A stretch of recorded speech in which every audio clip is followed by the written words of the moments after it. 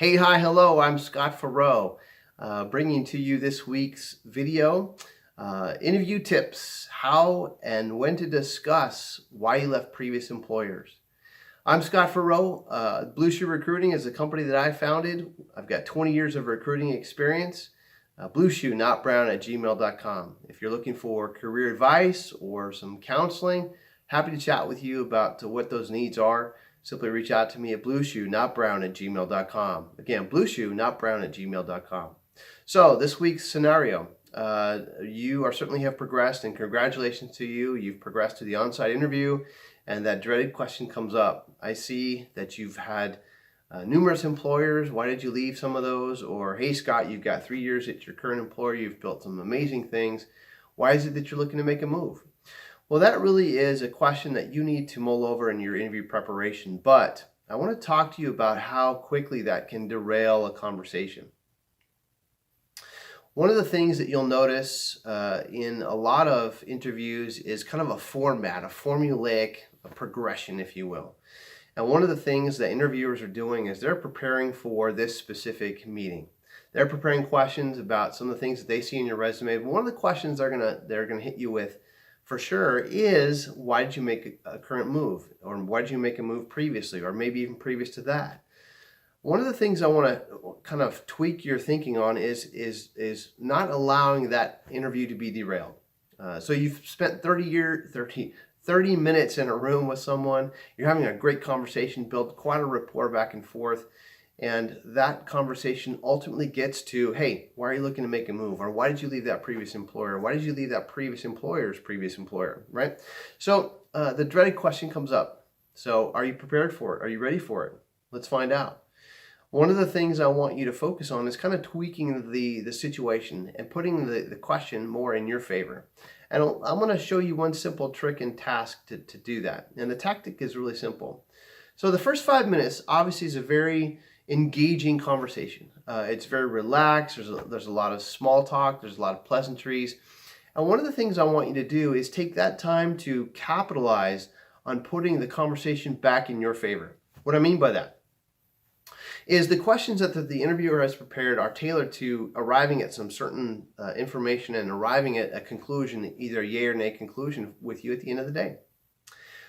But the question about how you've left your previous employers or why you've left previous employers is one that can certainly derail the conversation. Again, I don't want you to go out 30 minutes and have this last minute question be thrown and sprung on you and you just completely blow it up. I want you to try this. I want you to, after the pleasantries and the small talk, I want you to insert a little blurb here. So this is for those candidates and those interviewers, those people that are interviewing that have a lot of, as we call in the industry, hops. So less than 3 years of experience at a job can be perceived as a very unstable candidate. And here's what I want you to do is I want you to insert the reasons why you made those certain moves. And here's how you do it. So you may be looking at, let's call your interviewer John. You may be sitting down with John and John and you have a great rapport built. You talk about some of the things and the weather and whatnot. And you, again, some small talk before the conversation starts. At that moment, right then and there, John, hey, listen, I want to get something out in the open and I want to talk about my previous employers. And this is pretty much how you do it. I want to talk about my previous employers. I want to talk about the reasons why I left. At ABC Company 3 years ago, the company had shut down and we basically went through a lot of layoffs. And I was one of 100 people that was laid off.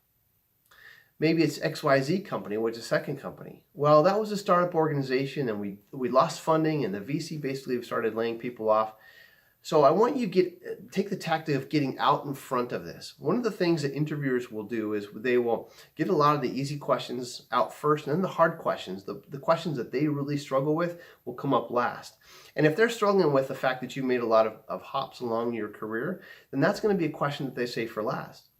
Instead of, again, derailing the conversation at the end of the conversation, how about we talk about it up front? You're going to notice a couple of things, but first and foremost, you're going to notice the dynamic in the room will change tremendously.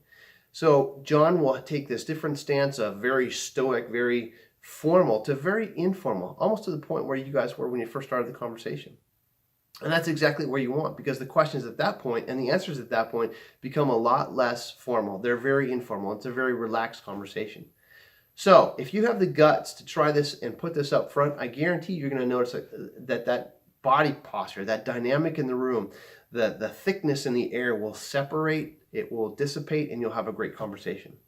I hope this helps. Again, the interview tip for this week is get out in front of the negative. How do you discuss how you left previous employers? I hope this helps. For more advice, I would certainly ask you to take a look at all of the videos in my video library, blueshoenotbrown@gmail.com. Again, if I can be of some personal assistance, please reach out to me directly, and I'd be happy to do some consulting with you. blueshoenotbrown@gmail.com. I'm Scott Farrow. Hopefully this helps. Have a great week.